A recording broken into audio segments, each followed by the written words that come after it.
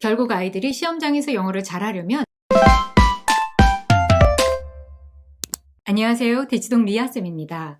지난 영상에서 아이들이 영어를 오래 즐겁게 이어가게 하는 LAP 공식에 대해서 말씀드렸는데요. 자, 오늘은 그 중에서 첫 번째 L, listen에 대해서 좀 더 쉽게 그리고 더 깊게 살펴보려고 합니다.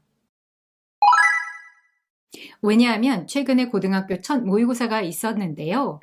그 모의고사를 분석하면서 정말 기본기를 잘 다져 놓아야겠구나 라고 느꼈기 때문입니다.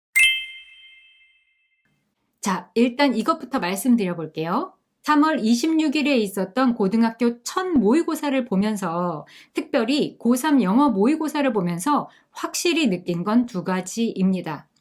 자, 이번 모의고사는 그랬죠. 첫 번째, 단서만 보고 푸는 건 이제 거의 안 통한다는 것. 두 번째, 지문의 난이도가 올라갔다는 것입니다. 결국 아이들이 시험장에서 영어를 잘하려면 첫 번째, 글을 전체 구조로 이해하고 읽어낼 수 있어야 하고요. 두 번째로 어휘가 탄탄해야 합니다. 그동안 학원의 강의에서는 선생님들이 구조를 파악해주고 단서를 함께 찾아주었기 때문에 괜찮은 거고요. 학생 스스로 실전에서 그 단서들이 보이지 않으면 방법이 없어요. 그래서 저는 정말 말씀드리고 싶은 것이 기본기를 정말 단단하게 쌓아야 한다라는 말씀을 드리고 싶은데요. 사실 기본기를 쌓는 과정은 어때요?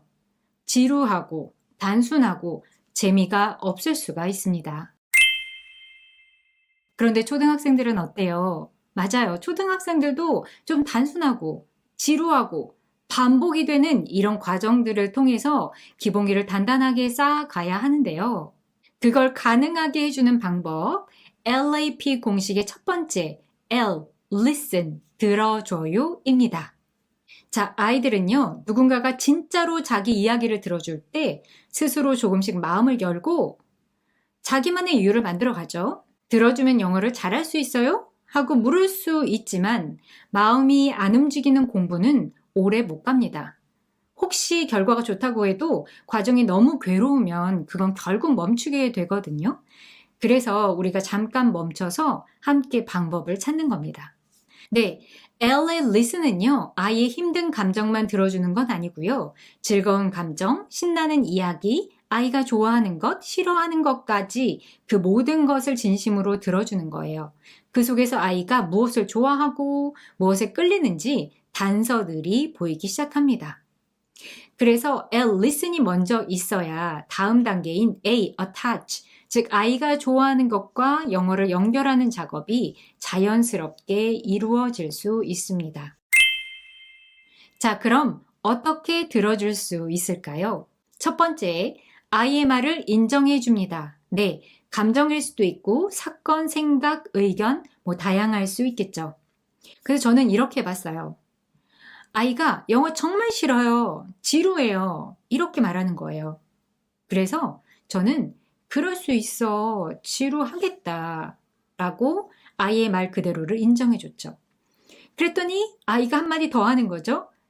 진짜 너무 재미없어요.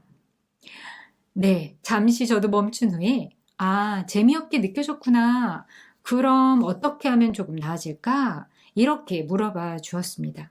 이렇게 아이가 말한 그대로를 인정해 주는 거죠. 이런 대화는 길게 하실 필요 없고 정말 5분이면 충분합니다. 아이들한테 제가 이렇게 말을 해주잖아요. 그러면 감정이 다독여집니다. 그리고 나서 저에게 이런 말을 해줄 때도 있어요.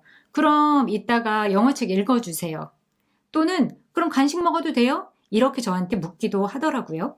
그럼 저는 경우에 따라서 수업을 진행하고 마지막 10분을 남겨놓고 그 10분 동안 영어책 읽어주기를 하거나 또는 간식 시간을 정해서 공부를 쭉 한 다음에 그 간식 시간에는 정말 간식을 먹고 그리고 다시 공부를 진행하고 이렇게 하기도 했답니다. 그런데 정말 신기한 것은 이렇게 해준 아이들이 시간이 지나면서 스스로 영어 공부에 대한 자신의 생각을 정리하고 답들을 찾아 나갔다는 거죠. 우리가 이렇게 아이들을 들어주는 이유는 스스로 자신에게 그렇게 해주라고 하는 거잖아요. 물론 아이들에 따라서 어떤 아이들은 몇 달 정도 걸리고요. 어떤 아이들은 3년이 걸리는 경우도 보았습니다. 중요한 건 시간이 걸리더라도 아이들의 마음과 생각을 인정해주고 들어주는 거예요. 그러면 아이들이 자기 스스로 자신의 답을 찾아갑니다. 두 번째는 꼭 기억해 주셨으면 하는 부분입니다. 아이가 전에 했던 감정을 나중에 다시 꺼내지 마세요. 특별히 힘든 감정에 대한 이야기였다면 더더욱 그렇습니다. 예를 들어서 너 전에 영어 싫다며 지금은 왜 잘해? 이런 말은 아이 마음을 다시 닫게 만들 수도 있어요. 부끄러울 수도 있고요. 들어줬다는 것은 그 순간 받아주었다는 거고요. 특별히 그것이 힘든 감정이라면 잘 들어주고 보내주기 위한 것입니다. 그래서 그걸 다시 꺼내지 않는 것은 존중입니다. 그래서 이 세 가지는 꼭 기억해 주세요. 첫 번째, 있는 그대로 인정해 주고, 두 번째, 짧게 대화 나누고, 세 번째, 다시 꺼내지 않기입니다. 이렇게만 해도 아이는 들어줬다라는 감정을 느끼고 다시 움직일 힘을 얻습니다. 또 한 가지는 감정을 꺼낸 아이에게 마무리 멘트를 해주는 겁니다. 그렇게 말해주니까 너무 고맙다. 그렇게 이야기를 해주니까 좀 더 내가 이해할 수가 있겠네. 고마워.